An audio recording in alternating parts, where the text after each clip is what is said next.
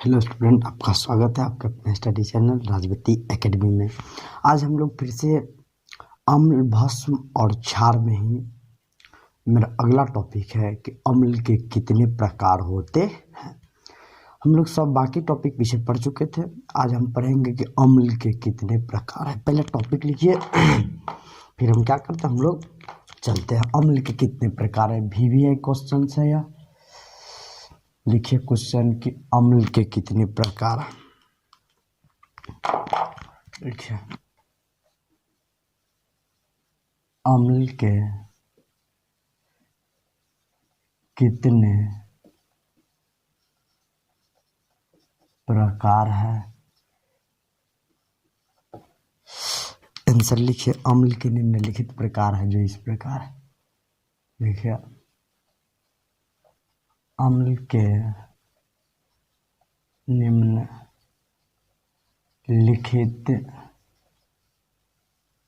प्रकार है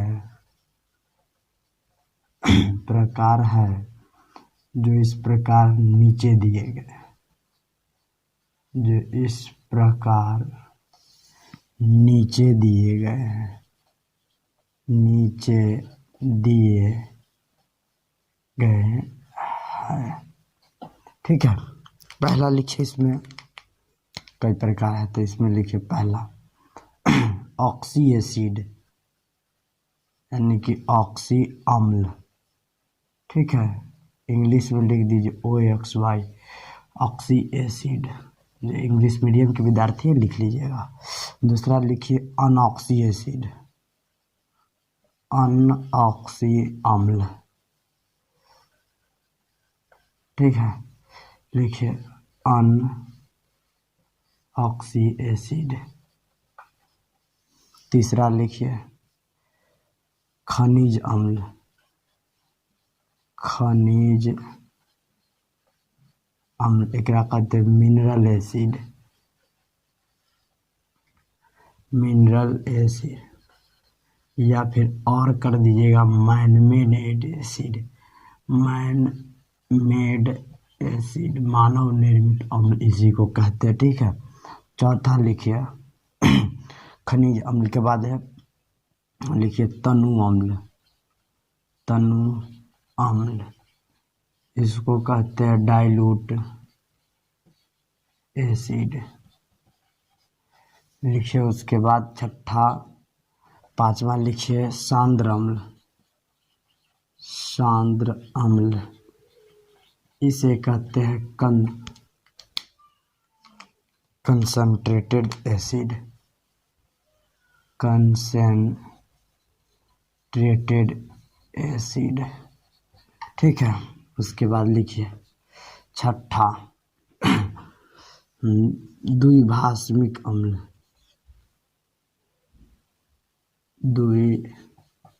द्विभाषमिक अम्ल इसको कहते हैं डाइबेसिक एसिड, डाइबेसिक एसिड। सातवां लिखिए त्रिभाषमिक अम्ल, त्रिभाषमिक अम्ल इसे कहते हैं ट्राइबेसिक एसिड। सातवां अभी तक लिखे, अभी और है। ठीक है, सातवां आठवां लिख दीजिए, आठवां लिख दीजिए एकल भाषमिक अम्ल, एकल भाषमिक अम्ल। ठीक है, इसे कहते हैं मोनोबेसिक एसिड, मोनोबेसिक एसिड। ठीक है, मोनोबेसिक एसिड। ठीक, इतना ही है। इतना हम लोग क्या करेंगे, सबसे पहले पढ़ेंगे कि अम्ल के कितने प्रकार हैं। ठीक, एक और है कार्बनिक एसिड। ठीक, लिखिए लीजिए वो सातवां आठवां आ जाएगा कार्बनिक एसिड, कार्बनिक अम्ल। ठीक है, इसके CARBONIC कार्बोनिक एसिड। क्या हुआ अभी तक हम लोग लिखे 8 गो। तो पूछ रहा है कि अम्ल के कितने प्रकार है, तो अम्ल के निम्नलिखित प्रकार है जो इस प्रकार देगी the type of the acid there are following type of the acid which are the given below, यानी कि अम्ल के निम्नलिखित प्रकार है जो दिए गए। पहला क्या कहता है, ऑक्सी एसिड। देखिए पहला कहता है ऑक्सी एसिड, ऑक्सी एसिड।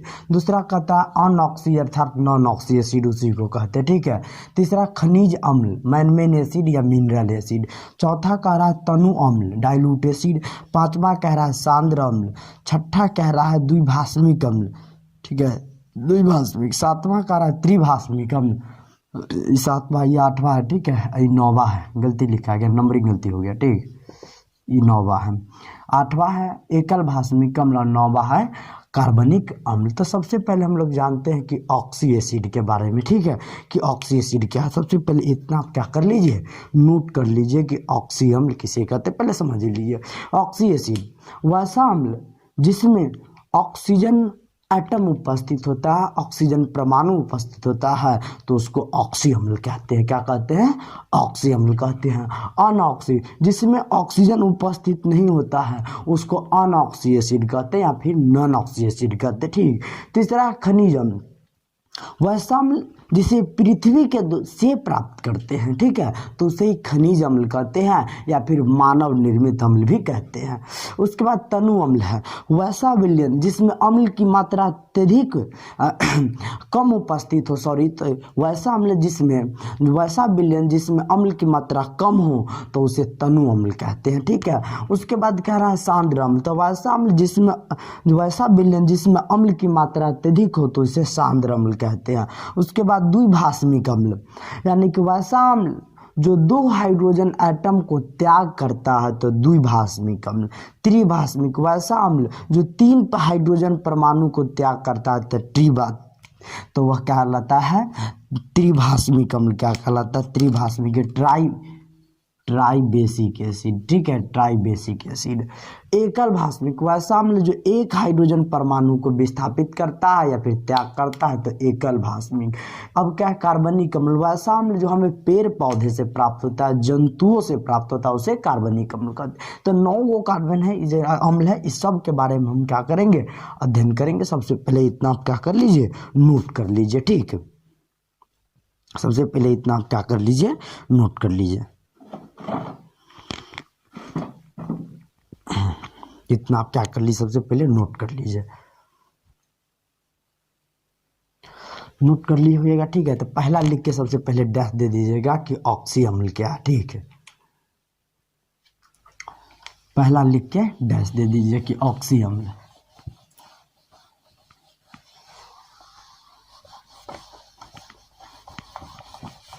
लिखिए ऑक्सी अम्ल क्या है।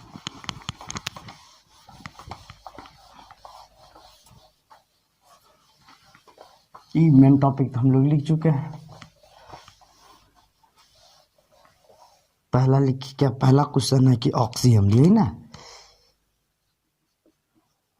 ऑक्सी अम्ल, OXY, ऑक्सी, ठीक है, OX इसको N नहीं कीजिएगा, ऑक्सी एसिड। लिखिए वैसा अम्ल, वैसा अम्ल जिसमें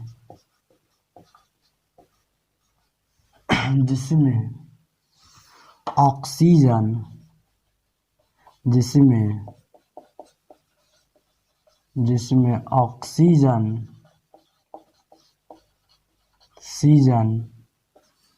परमाणु उपस्थित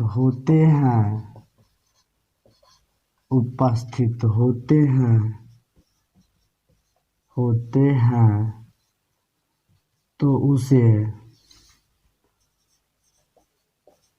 ऑक्सी अम्ल कहते हैं, तो उसे ऑक्सी अम्ल कहते हैं। क्या कहते हैं, ऑक्सी अम्ल, यानी कि वैसा अम्ल जिसमें ऑक्सीजन परमाणु उपस्थित होते हैं, तो उसे ऑक्सी अम्ल कहते हैं। आप कहिएगा सर एग्जाम्पल दीजिए। देखिए H2SO4, इसमें ऑक्सीजन है कि नहीं है, ऑक्सीजन के कितने अणु हैं, तो 4 अणु है कि नहीं है। ऑक्सीजन कितना है, 4 गो ऑक्सीजन है। तो यानी कि ऑक्सीजन उपस्थित है, ऑक्सीजन यह क्या आ जाएगा, सल्फ्यूरिक एसिड होगा कि नहीं होगा। तो इसको लिख दीजिएगा sulphuric acid, sulphuric acid, sulphuric अम्ल। ठीक है, उसके बाद लिखिए HNO3, एक कहते हैं नाइट्रिक अम्ल, नाइट्रिक अम्ल, नाइट्रिक अम्ल। ठीक है, उसके बाद लिखिए HCOOH, इसको कहते हैं फॉर्मिक अम्ल, फॉर्मिक एसिड। ठीक है, एक कहते हैं CH3COOH, एक कहते हैं एसिटिक एसिड, एसिटिक एसिड। ठीक है, एसिटिक अम्ल, एसिटिक अम्ल क्या कहते हैं, एसिटिक अम्ल कहते हैं। उसके बाद देखिए, ठीक है, उसके बाद देखिए H3PO4, ठीक है, एक H3PO4, H3PO3, H3PO2। ठीक है, ये मोनोप्रोटिक, डाइप्रोटिक, ट्राइप्रोटिक है। ठीक है, उसके बाद लिखिए ETC, यह सब क्या आ जाएगा, एसिड है जिसमें ऑक्सीजन उपस्थित है, वह सब क्या कहलाता है, तो वह सब कहलाता है हमारे पास कि ऑक्सी अम्ल कहलाता है, अर्थात ऑक्सी अम्ल कहते हैं। यानी कि वैसा अम्ल जिसमें ऑक्सीजन परमाणु उपस्थित होता है तो उसे ऑक्सी अम्ल कहते हैं। तो उसे क्या कहते हैं हम लोग, ऑक्सी अम्ल कहते हैं, तो उसे ऑक्सी अम्ल कहते हैं। ठीक, ये सब क्या होंगे, हम लोग तो पूरा समझ गए होंगे। अगर कोई पूछ दे कि ऑक्सी अम्ल किसे कहते हैं, तो वैसा अम्ल जिसमें ऑक्सीजन परमाणु उपस्थित होते हैं तो उसे ऑक्सी अम्ल कहते हैं। यह सबसे पहले हम लोग समझ गए ऑक्सी अम्ल के बारे में। तो सबसे पहले इसको क्या कर लीजिए, आप नोट कर लीजिए, सबसे पहले तुरंत नोट कर लीजिए, ज़्यादा देर मत लगाइए। ठीक,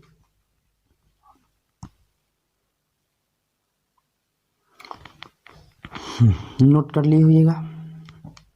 अब आगे लिखिए अनऑक्सी अम्ल। ठीक है, लिखिए अनऑक्सी अम्ल,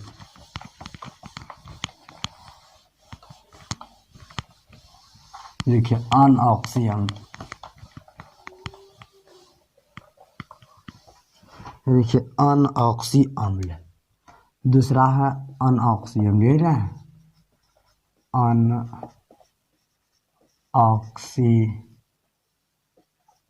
अम्ल, एक कहते हैं नॉन ऑक्सी या अनऑक्सी। ठीक है, नॉन ऑक्सी एसिड PX है। ठीक, लिखिए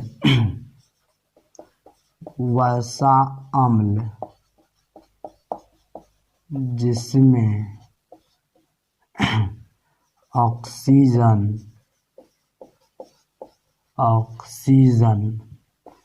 परमाणु उपस्थित नहीं रहते हैं, उपस्थित नहीं रहते हैं तो उसे अनऑक्सी अम्ल कहते हैं। तो उन्हें अनऑक्सी अम्ल कहते हैं। कहिएगा सर जैसे, तो बताइए, जिसमें ना होगा तो देखिए, जैसे HCl, नाम क्या है, हाइड्रोक्लोरिक अम्ल, यह क्या है, एक अम्ल है। HBr, hydrogen bromide. ठीक है, इसको कहते हैं हाइड्रो ब्रोमिक अम्ल। ठीक है, इसको कहते हैं हाइड्रोब्रोमिक अम्ल, हाइड्रोब्रोमिक अम्ल, ब्रोमिक अम्ल। यह सब क्या आ जाता है, तो यह सब अनऑक्सी अम्ल कहलाता है, अर्थात इसमें ऑक्सीजन परमाणु उपस्थित नहीं रहता। ठीक है, इसमें ऑक्सीजन परमाणु क्या रहता है, इसको कहते हैं हाइड्रोजन साइनाइड। क्या कहते हैं, हाइड्रोजन साइनाइड, HCN साइनाइड। यह सब क्या आ जाता है, तो यह सब अनऑक्सीय अम्ल कहलाता है। इसमें ऑक्सीजन है क्या, देखिए तो इत्यादि। यानी कि वैसा अम्ल जिसमें ऑक्सीजन परमाणु उपस्थित नहीं रहते हैं तो उसे अनऑक्सीय अम्ल कहते हैं। क्लियर डिफिनीशन क्या आ गया, हमारे पास आ गया कि the acid in which the not oxygen is present then it is called the non oxy acid. यानी कि वैसा अम्ल जिसमें ऑक्सीजन परमाणु उपस्थित नहीं होते तो उसे अनऑक्सीय अम्ल कहते हैं।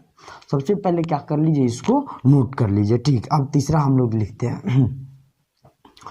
नोट कर लिए हुए अब इसको। अब लिखिए खनिज अम्ल के बारे में। ठीक, अब लिखिए खनिज अम्ल क्या है। लिखिए खनिज अम्ल क्या है। लिखिए अब तीसरा क्या होगा, खनिज अम्ल। तीसरा लिखिए खनिज अम्ल क्या है। लिखिए वसा अम्ल जिसे पृथ्वी से प्राप्त किया जाता है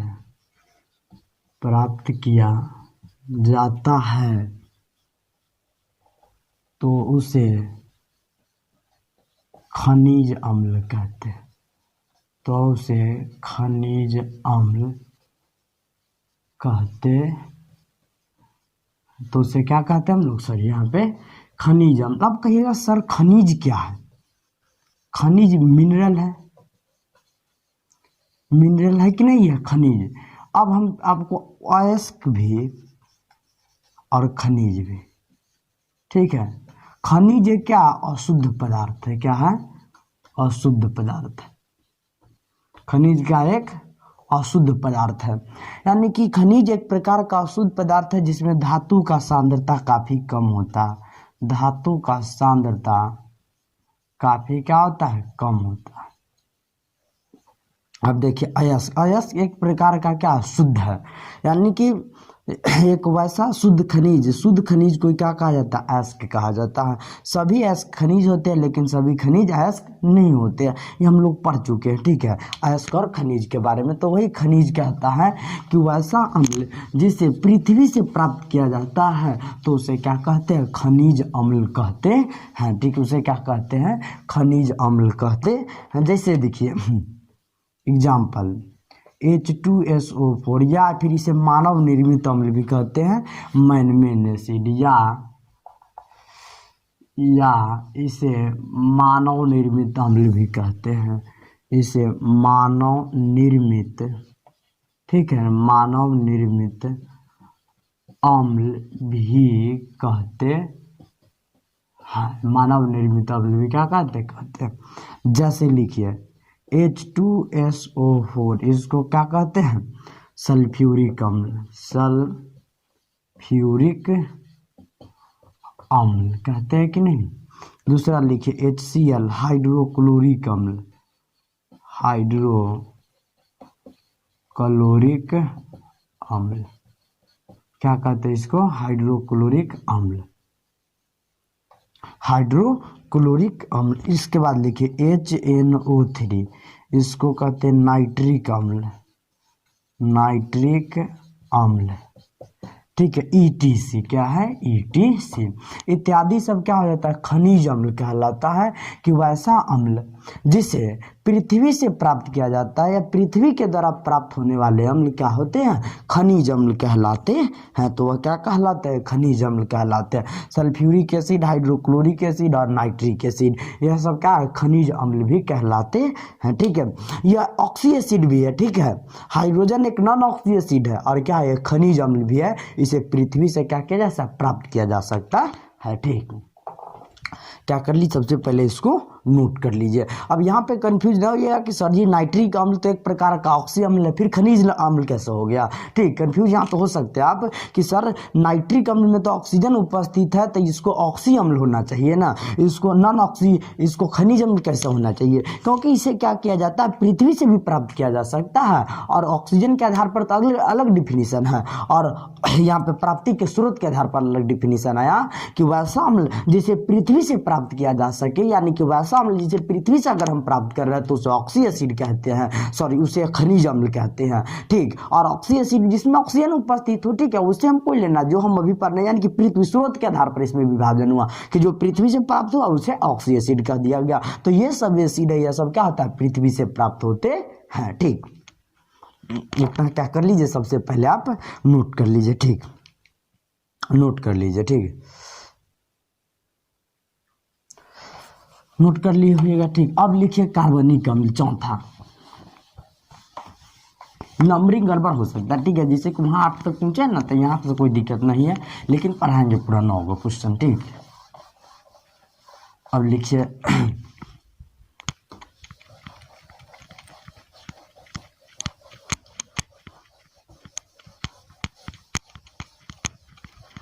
थोड़ा सा बोर्ड साफ कर देते हैं। ठीक है,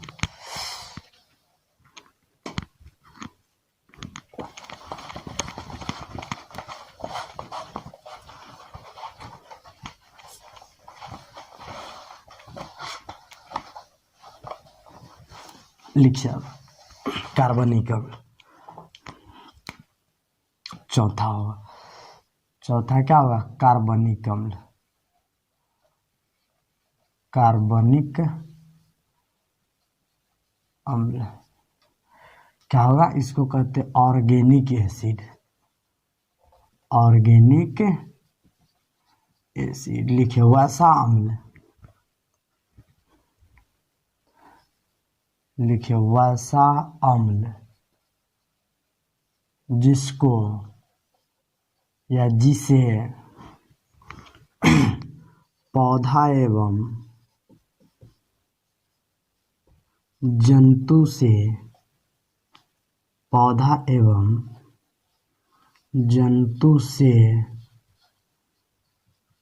प्राप्त किया जाता है, किया जाता है, तो उसे कार्बनिक अम्ल कहते हैं। तो उसे क्या कहते हैं, कार्बनिक अम्ल कहते हैं। पेड़ पौधा से जितने भी अम्ल प्राप्त होंगे, जंतु से जितने भी प्राप्त होंगे, तो उसे हम क्या कहते हैं, कार्बनिक अम्ल कहते हैं। ऑर्गेनिक एसिड कहते हैं, क्या कहते हैं हम लोग, कार्बनिक अम्ल कहते हैं। जैसे हम लोग जानते हैं कि नहीं, देखिए कि सेब है, क्या है, सेब। सेब है, सेब से कौन सा अम्ल प्राप्त होता है, ठीक है, सेब से मैलिक अम्ल, मैलिक अम्ल प्राप्त होता है। तो सेब एक प्रकार का पौधा है कि नहीं, फल है कि नहीं है, तो सेब एक प्रकार का पौधा है भाई, एक फल भी है, तो पौधे के अंदर पौधा होगा तब तो फल होगा। तो मैलिक अम्ल, मैलिक एक प्रकार का क्या है, कार्बनिक अम्ल है। ठीक है, इसका जो सूत्र होता है देख लीजिए, सूत्र C4H6O5, यही इसका क्या होता है, सूत्र होता है। C4 है, H6 है और O कितना है, 5 है, यह मैलिक अम्ल है। ठीक है, दूसरा लिखिए, अब जो प्राप्त हो रहा है लिख देते हैं कि चींटी से, चींटी के डंक, लाल चींटी के डंक से क्या प्राप्त होता है, हम लोग को फॉर्मिक अम्ल प्राप्त होता है। क्या प्राप्त होता है, फॉर्मिक अम्ल, फॉर्मिक अम्ल प्राप्त होता है। ठीक, आप कहिएगा सर इसका सूत्र लिख दीजिए, तो HCOOH, यही इसका क्या होता है, सूत्र होता है। और उसके बाद लिखिए टमाटर से, टमाटर से क्या प्राप्त होता है, ऑक्जेलिक अम्ल, ऑक्जेलिक अम्ल, ऑक्जेलिक अम्ल क्या प्राप्त होता है, तो ऑक्जेलिक अम्ल, जेलिक, ऑक्जेलिक अम्ल क्या होता है हम लोग को टमाटर से कौन सा अम्ल प्राप्त होता है, तो टमाटर से हम लोग को ऑक्जेलिक अम्ल प्राप्त होता है। इसका सूत्र होता है C2H2O4 होता है। ऑक्जेलिक अम्ल का सूत्र क्या होता है, C2H2O4 होता है। ठीक, उसके बाद लिखिए सिरका से हम लोग को प्राप्त होता है एसिटिक अम्ल। एसिटिक अम्ल सिरका से एसिटिक अम्ल। हम लोग इसका फार्मूला जानते हैं, CH3COOH ऑर्गेनिक पढ़े हैं हम लोग। क्या सिरका से एसिटिक अम्ल क्या होता है, प्राप्त होता है हम लोग को। उसके बाद लिखिए 5वां, सिरका के बाद हम लोग को लिखना है चाय से। लिख लीजिए चाय से लिखिए टैनिक अम्ल। चाय से टैनिक अम्ल प्राप्त होता है। अब इसका सूत्र देख लीजिए, टैनिक अम्ल का सूत्र क्या होता है, C76। C कितना होता है, 76। C76 होता है H52। C76 होता है, H52 होता है, O46 होता है। वो कितना होता है, 46। यह कौन है, तो यह एक टैनिक अम्ल है, चाय से टैनिक अम्ल। और ऊपर लिख दीजिए, ठीक है, और ऊपर लिख दीजिए कि संतरा या नींबू कहिए, ठीक है, नींबू। संतरा या नींबू से कौन सा अम्ल हम लोग को प्राप्त होता है, तो संतरा या नींबू से सिट्रिक अम्ल प्राप्त होता है। सिट्रिक अम्ल प्राप्त होता है। संतरा या नींबू से हम लोग को सिट्रिक अम्ल प्राप्त होता है। यह सब क्या है, एक ऑर्गेनिक एसिड है। क्या है, ऑर्गेनिक एसिड। इसका C6H8O7 होता है। ठीक है, फार्मूला, ठीक, क्या होता है, C6H8O7 प्राप्त होता है। अब तो हम लोग समझिए कि वैसा अम्ल जिसे पौधे एवं जंतु से प्राप्त किया जाता है तो उसे क्या कहते हैं, कार्बनिक अम्ल कहते हैं, ऑर्गेनिक एसिड कहते हैं। संतरा से एसिटिक अम्ल C6H8O7, सेब से मैलिक अम्ल C4H6O5, चींटी के डंक से फॉर्मिक अम्ल HCOOH, टमाटर से ऑक्जेलिक अम्ल C2H2O4, सिरका से एसिटिक अम्ल CH3COOH, ठीक है, चाय से टैनिक अम्ल C76H52O46। यह सब क्या एक प्रकार का कार्बनिक अम्ल है। तब लोग समझ गए बिल्कुल कि कार्बनिक अम्ल वैसा अम्ल जिसे पेड़ पौधा, जंतु या फिर दैट इज वनस्पति भी कह सकते हैं उसे, ठीक है, या वनस्पति से प्राप्त किया जाए तो वह सब क्या कहलाते हैं, तो वह सब कहलाते हैं कार्बनिक अम्ल कहलाते हैं। सबसे पहले इतना आप क्या कर लीजिए, नोट कर लीजिए। या VVI क्वेश्चन से पूछा जाता है, इसमें से एक एग्जाम्पल जरूर रहेगा। संतरा से में कौन सा अम्ल पाया जाता है, या सिट्रिक अम्ल किस में पाया जाता है, या मैलिक अम्ल किस में पाया जाता है, फॉर्मिक अम्ल किस में पाया जाता है, ऑक्जेलिक अम्ल किस में पाया जाता है, सिट्रिक अम्ल किस में पाया जाता है, टैनिक अम्ल किस में पाया जाता है, टैनिक अम्ल किस में पाया जाता है, तो चाय में पाया जाता है। इमली में टार्ट्रिक अम्ल 2-3 और है तो उसका नाम लिखा देंगे। सबसे पहले इसको आप क्या कर लीजिए, नोट कर लीजिए विदाउट एनी हेजिटेशन, बिना किसी कंफ्यूजन को आप क्या कर सकते हैं, नोट कर सकते हैं। ठीक, सबसे पहले क्या कर लीजिए, इसको नोट कर लीजिए।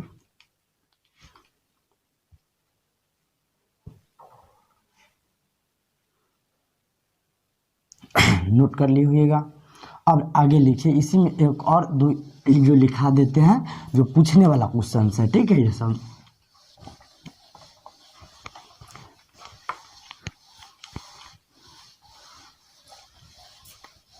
ये सब पूछने वाला क्वेश्चन, ठीक है। इसके बाद लिखिए सिरका से तो हम लोग लिख लेते, लिखे दही से हम लोग क्या प्राप्त होते हैं, लैक्टिक अम्ल। दही से क्या प्राप्त करते हैं, लैक्टिक अम्ल। दही से लैक्टिक अम्ल प्राप्त करते हैं, दही से लैक्टिक अम्ल। उसके बाद देखिए इमली से टार्ट्रिक अम्ल।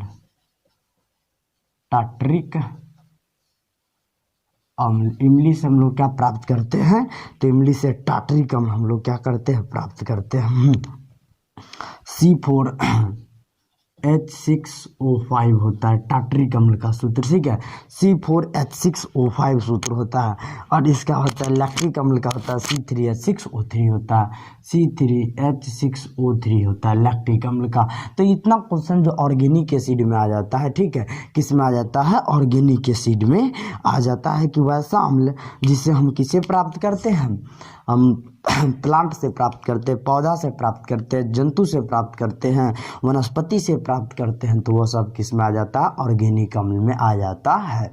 ठीक है, अब अगला क्वेश्चन लिखिए कि द्विभाषमिक अम्ल क्या है। ठीक है, यह तो हम लोग लिख लीजिए। अब लिखिए द्विभाषमिक अम्ल। अगला क्वेश्चन क्या है कि द्विभाषमिक अम्ल लिख के डैश दीजिए। लिखिए वैसा अम्ल, लिखिए वैसा अम्ल। ठीक है, वैसा अम्ल जो दो हाइड्रोजन परमाणु को दो हाइड्रोजन परमाणु को त्याग करता है या फिर कहिए विस्थापित करता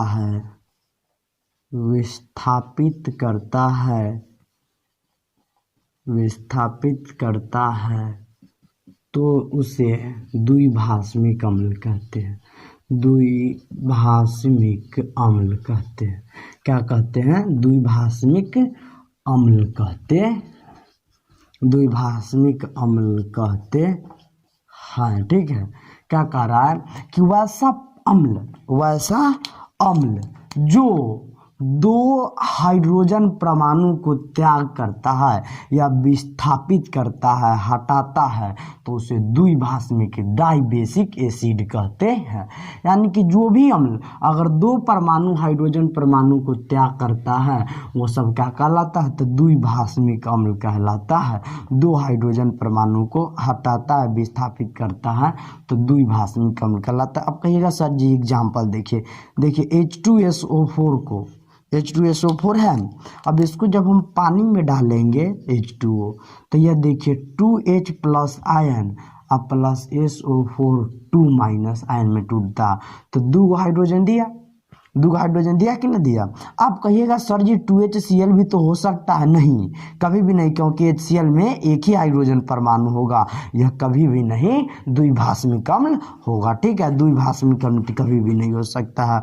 आगे देखिए H2CO3 एक कहते हैं कार्बोनिक अम्ल। ठीक है, अब देखिए इसको वाटर में डुबा है, अब यह भी 2H प्लस आयन अब प्लस CO3 2 माइनस आयन का क्या करता है? निर्माण कर देता है, कार्बोनिक अम्ल। अब देखिए H3PO3, इसको भी जब आप पानी में डालिएगा तो यह भी 2H प्लस आयन में टूटता है अब प्लस HPO3 2 माइनस आयन में क्या कर जाता है?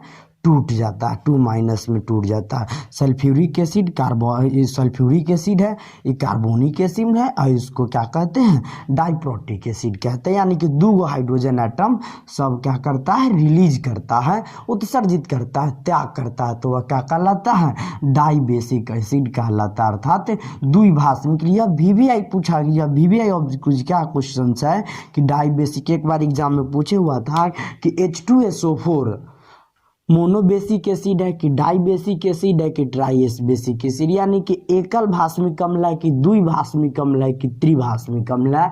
तो द्विभाषमिक अम्ल हुआ। क्यों? क्योंकि दो हाइड्रोजन परमाणु को त्याग करता है। कितने परमाणु को? तो दो हाइड्रोजन परमाणु को त्याग करता है। देखिए H2SO4 को जब ये पानी में डुबा तो 2H प्लस आयन रिलीज हुआ, SO4 2 माइनस। आप पूछिएगा कि सर जी SO4 2 माइनस कहाँ से आ जाता है?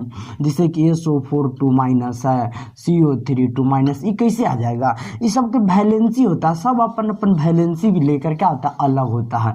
जैसे कि SO4 का वैलेंसी 2 होता है, संयोजकता कितना? संयोजकता। ठीक है, तब ना अगर HSO4 बनाते हैं, ठीक है, तो एक हाइड्रोजन के वैलेंसी एक कर दूं, तब इसमें क्रॉस गुना कर दीजिए तो H2SO4 बना दे। अपन अपन वैलेंसी लेके सब क्या होता है? अलग। देखिए संयोजकता सल्फेट का 2 होता है, हाइड्रोजन का 1, क्रॉस नियम लगा दिए H2SO4। दूसरा देखिए यहाँ पे कि आप कहिएगा सर जी H2CO3 में 2, तो हाइड्रोजन के वैलेंसी कितना होता है? 1, एक होता है, देखिए एक, अब देखिए CO3 है, एक 2 होता है तो गुना कर दीजिए H2CO3 ना बन जाएगा, H2CO3 का निर्माण हो जाएगा। इसी प्रकार वैलेंसी संयोजकता के आधार पर क्या होता है, इसका नामकरण हो जाता है। ठीक है, तो यह द्विभाषमिक अम्ल कहते हैं कि वैसा अम्ल जो 2 हाइड्रोजन परमाणु को त्याग करता है या विस्थापित करता है तो उसे द्विभाषमिक अम्ल कहते हैं। तो उसे क्या कहते हैं हम लोग, द्विभाषमिक अम्ल कहते हैं। H2SO4 H2CO3 H3PO4,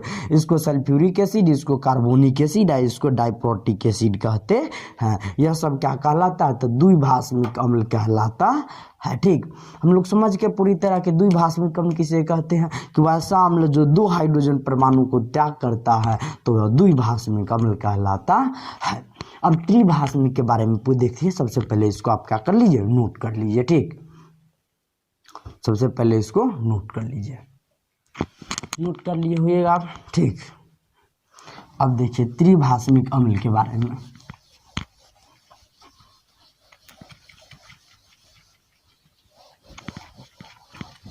अब देखिए त्रिभाषमिक अम्ल क्या है, लिखिए वैसा जो 3 हाइड्रोजन परमाणु को त्याग करता है या वह विस्थापित करता है। ठीक है,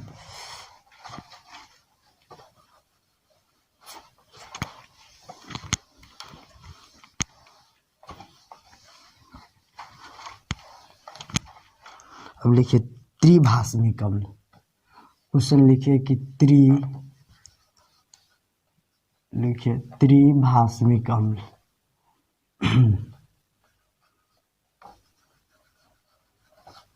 त्रिभाषमिक अम्ल, त्रिभाषमिक अम्ल लिखिए वैसा अम्ल, लिखिए वैसा अम्ल, वैसा अम्ल जो 3 हाइड्रोजन परमाणु को, हाइड्रोजन परमाणु को विस्थापित करता है, विस्थापित करता है या, ठीक है, कॉमा देके लिखिए, या त्याग करता है, त्याग करता है तो उसे त्रिभाषमिक अम्ल कहते हैं। तो उसे त्रिभाषमिक अम्ल कहते हैं, त्रिभाषमिक अम्ल कहते, क्या कहते, त्रिभाषमिक अम्ल कहते हैं। जैसे देखिए आप, जैसे क्या क्या आ जाएगा, ठीक है, एग्जाम्पल में जैसे देखिए कि जैसे H3PO4, इसको जब भी हम वाटर में डुबाते हैं, ठीक है, तो 3H+ आयन प्लस PO4 3-, तो इसको ट्राइप्रोटिक एसिड कहते हैं, ट्राइप्रोटिक एसिड कहते हैं। क्या कहते हैं, ट्राइप्रोटिक एसिड। याद देखिए PO4, आप कहिएगा सर PO4 3 में कैसे टूट गया, तो ये PO4 के संयोजकता होता है 3। कितना होता है संयोजकता, 3 होता है। ठीक है, तब 3 गो हाइड्रोजन यहाँ PO4 रख दीजिए, तो 3 गो एकर वैलेंसी से गुना करेंगे तो क्या बना देगा, H3PO4। तो क्या होगा, यही 3 हाइड्रोजन एटम को क्या करता है, रिलीज करता है, तो यह ट्राइप्रोटिक एसिड कहलाता है। अब इतना ही एग्जाम्पल है ETC, यह क्या है, तो त्रिभाषमिक अम्ल है कि वैसा अम्ल जो 3 हाइड्रोजन परमाणु को विस्थापित करता है या त्याग करता है तो उसे त्रिभाषमिक अम्ल कहते हैं, ट्राई बेसिक एसिड कहते हैं। सबसे पहले आप क्या कर लीजिए, इतना तक नोट कर लीजिए, सबसे पहले क्या कर लीजिए, इतना तक आप नोट कर लीजिए। ठीक है,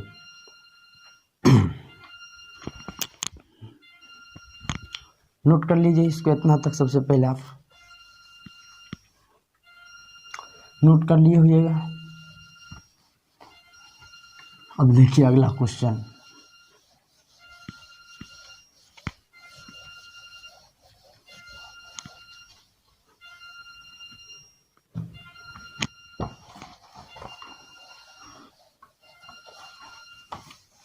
अगला क्वेश्चन देखिए,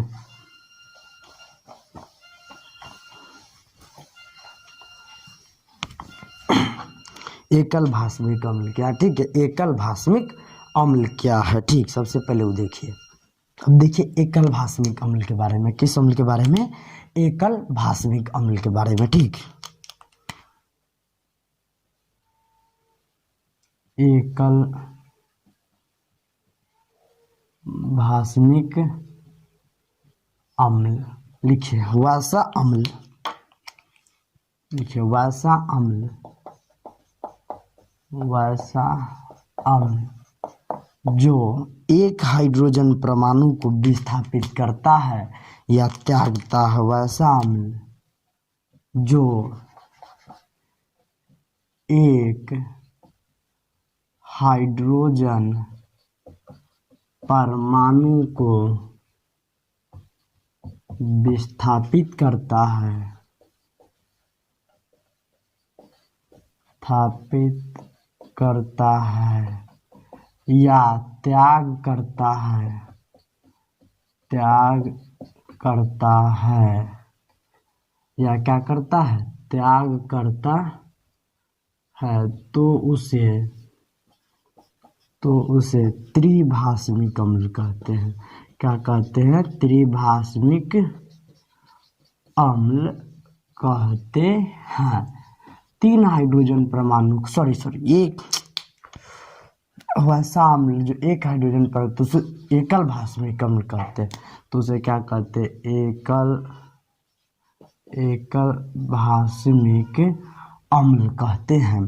पहला एग्जाम्पल देखिए, HCl है, इसको हम क्या किए, वाटर में डुबा, यानी कि पानी में डुबाने के पश्चात H प्लस और प्लस Cl माइनस, एक हाइड्रोजन परमाणु दिया, दूसरा देखिए HNO3 है, क्या है, HNO3 है। अब इसको क्या कर दिए हम, वाटर में डुबा, तो यह भी H प्लस और NO3 माइनस में टूटा।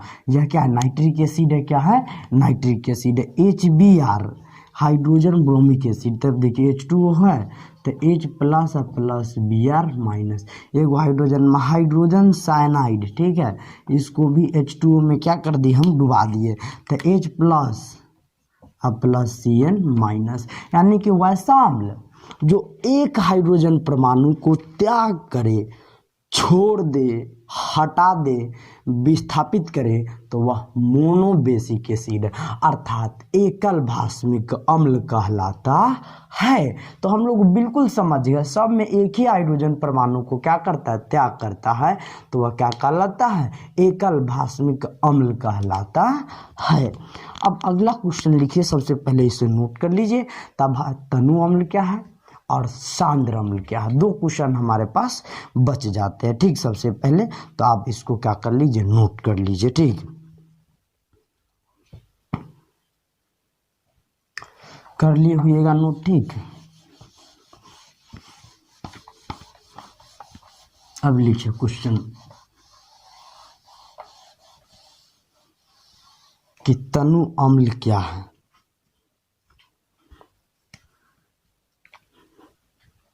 लिखिए तनु अम्ल क्या है, तनु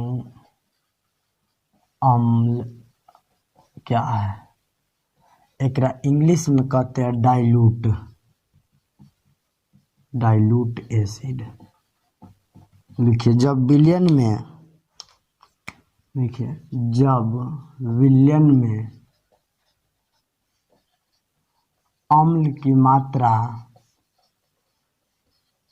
मात्रा पानी से कम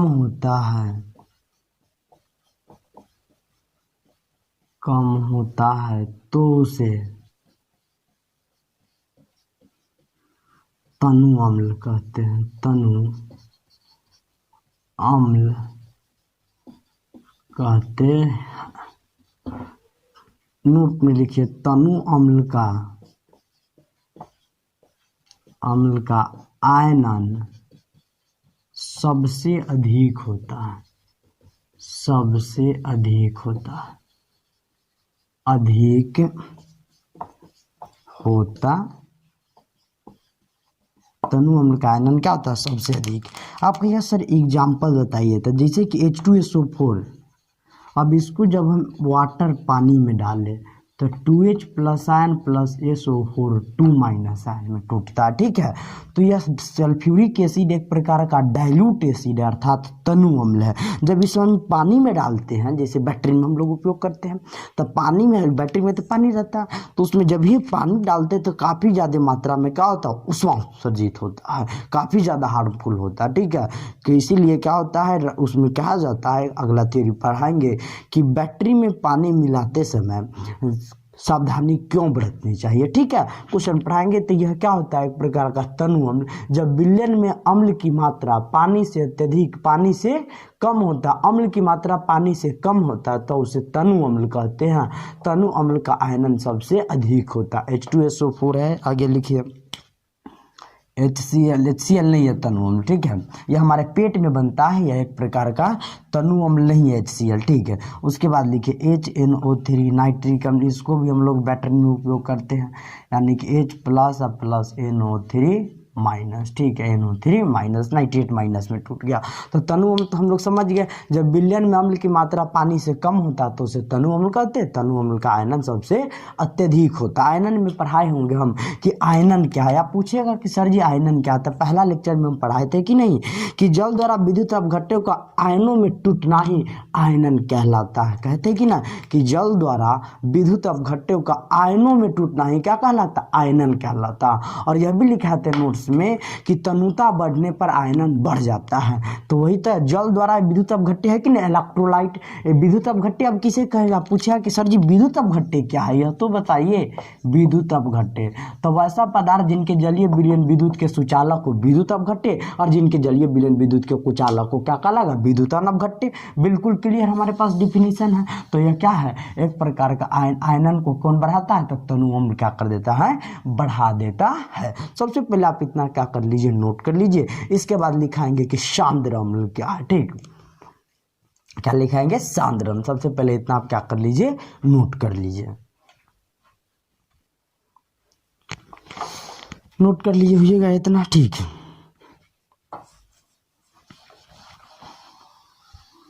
अब लिखिए आगे क्वेश्चन कि सांद्र अम्ल किसे कहते हैं। लिखिए सांद्र अम्ल क्या है। सांद्र अम्ल, अम्ल को कहते हैं कंसेंट्रेटेड एसिड। क्या कहते हैं, कंसेंट्रेटेड एसिड, कंसेंट्रेटेड एसिड, इसको कॉन्क भी कहिएगा। ठीक है, सीधा इसको लिखते हैं, कभी कभी कॉन्क भी लिख देते हैं, या फिर CONC कॉन्क भी इसको लिखते हैं। ठीक है, और या फिर इसी को कहते हैं कॉन्क, और करके लिखिएगा कॉन्क, कंसेंट्रेटेड। लिखिए वैसा अम्ल, सॉरी वैसा विलयन, वैसा विलयन जिसमें अम्ल की मात्रा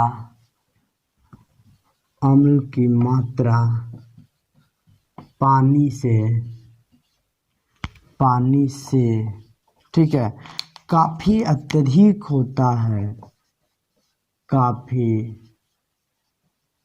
अत्यधिक होता है, तो उसे सांद्र अम्ल कहते हैं। तो उसे सांद्र अम्ल कहते हैं। लिखा है इसमें पानी 10% रहता है, बाकी 90% जल अम्ल रहता है, बाकी 90% अम्ल रहता है,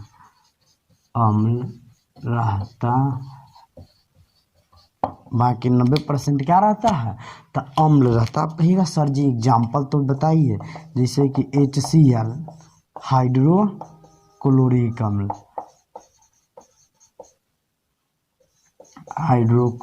अम्ल, यह एक प्रकार का सांद्र अम्ल है। ठीक है, सांद्र अम्ल क्या है, सांद्र अम्ल। यह क्वेश्चन पूछा जाता है कि हाइड्रोक्लोरिक अम्ल तनु अम्ल है कि सांद्र अम्ल है, तो हाइड्रोक्लोरिक अम्ल सांद्र अम्ल है। यानी कि जब विलयन में अम्ल की मात्रा पानी से काफ़ी अत्यधिक होता है तब उसे सांद्र अम्ल कहते हैं। इसमें पानी 10% रहता है, बाकी 90% अम्ल रहता है। हाइड्रोक्लोरिक अम्ल हमारे पेट में भी बनता है, आमाशय में बनता है। हम लोग पढ़ेंगे आगे, बायोलॉजी में भी पढ़ेंगे कि आमाशय में बनता है हाइड्रोक्लोरिक अम्ल, क्या इसका इफेक्ट है, प्रभाव है। तो आज तक हम लोग इतना ही पढ़ेंगे। हम लोग अम्ल के पूरा डिफिनीशन पढ़ लिए कि अम्ल क्या है, अम्ल के जितने भी पार्ट है सबके बारे में पढ़ लिए। तो सबसे पहले इतना तक आप क्या कर लीजिए, नोट कर लीजिए, फिर इसके बाद जो इन्फॉर्मेशन है वो हमको बताते हैं। यहाँ तक आप लोगों को पूरा समझ में आ गया होगा। थोड़ा भी कन्फ्यूज़न हो तो आप कमेंट बॉक्स में लिख सकते हैं कि सर हमको यहाँ पे कन्फ्यूजन है, ठीक। आपका कन्फ्यूजन को दूर कर दिया जाएगा फिर क्लास लेकर, ठीक। और जो भी आपको सूचना लेनी है वो आप कमेंट बॉक्स में दे सकते हैं जवाब कि सर मेरा ये प्रॉब्लम है। और सबसे ज़्यादा आप वीडियो को ज़्यादा से ज़्यादा शेयर करिए, फेसबुक पर हो, अपने व्हाट्सएप पर हो, ग्रुप चलाते हैं ग्रुप में सब्सक्राइब करवाइए, कीजिए भी। अगर नहीं किए हैं, नए हो तो सब्सक्राइब कर दीजिएगा और अपने परिवार के अन्य सदस्यों को भी सब्सक्राइब करवाइएगा, ताकि जितना ज़्यादा सब्सक्राइब कीजिएगा उतना ज़्यादा क्या होगा बढ़ेगा चैनल, धीरे धीरे क्या होगा, बढ़े होगा। तो आज के लिए इतना ही। जय हिंद, जय भारत।